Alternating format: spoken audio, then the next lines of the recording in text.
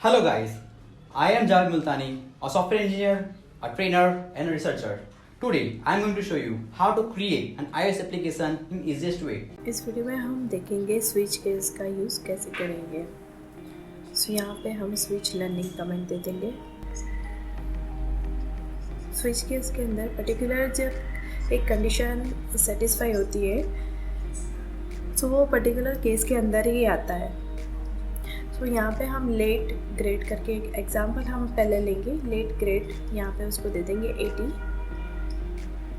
यहाँ पे start switch case अब हम एक कमेंट पास कर देंगे। उसके बाद स्विच ग्रेड जो भी वैल्यू वेरिएबल के अंदर है वो वैल्यू आ जाएगी। सो यहाँ पे केस 80 और उसके बाद अंदर हमें जो भी कमेंट हमें लिखनी है वो यहाँ पे हम प्रिंट कर सकते हैं। सो यहाँ पे केस 80 में हम प्रिंट करवाएंगे यू हैव 80। उसके बाद आएगा केस 70, उसके अंदर प्रिंट हम करवाएंगे यू हैव 70। और लास्ट में एक केस आएगा डिफ़ॉल्ट करके। अगर कोई कंडीशन सेटिस्फाई नहीं हो रही है तो वो डिफ़ॉल्ट में जाएगी। तो यहाँ पे उस प्रिंट करवाएंगे आउट ऑफ रेंज और कुछ भी और हम लिख सकते हैं इसके रिलेटेड ही। लेकिन सो यहाँ पे हमने ग्रेड की वैल्यू ली है 80। सो यहाँ पे यू हैव 80 ही आ रही है। अगर हम यहाँ पे 80 चेंज करके 70 वैल्यू कर देंगे सो यहाँ पे यू हैव 70 सिलेक्ट करेगा। सो जो भी ग्रेड की वैल्यू है उस हिसाब से यहाँ पे केस सिलेक्ट करेगा।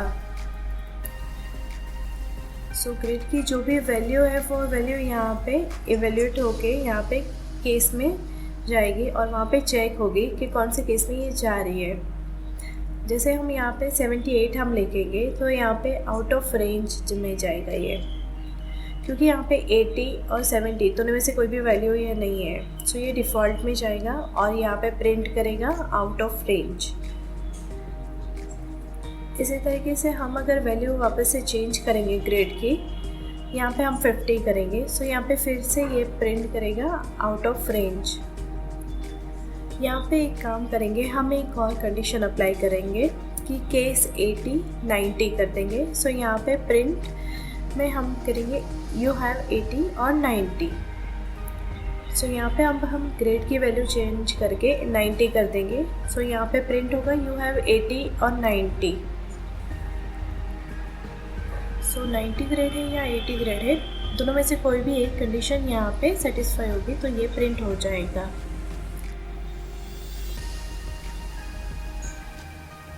अगर यहाँ पे हम 80 करेंगे तभी ये यही सेम प्रिंट करेगा यू हैव 80 और 90।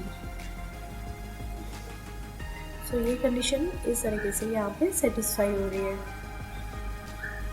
अगर हमें पर्टिकुलर कोई रेंज को मेंशन करना है तो यहाँ पे हम एक और केस लिखेंगे 50 डॉट डॉट लेस देन 70। यहाँ पे हम प्रिंट करवाएंगे you have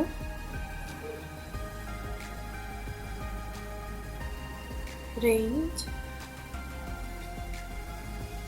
you have grade between 50 to 70।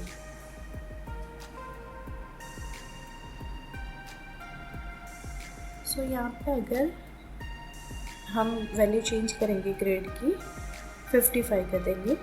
सो यहाँ पे उसकी वैल्यू भी यहाँ पे चेंज होगी you have grade between 50 to 70। सो यहाँ पे ये जो केस है वो ये कंडीशन सेटिस्फाई हो रही है।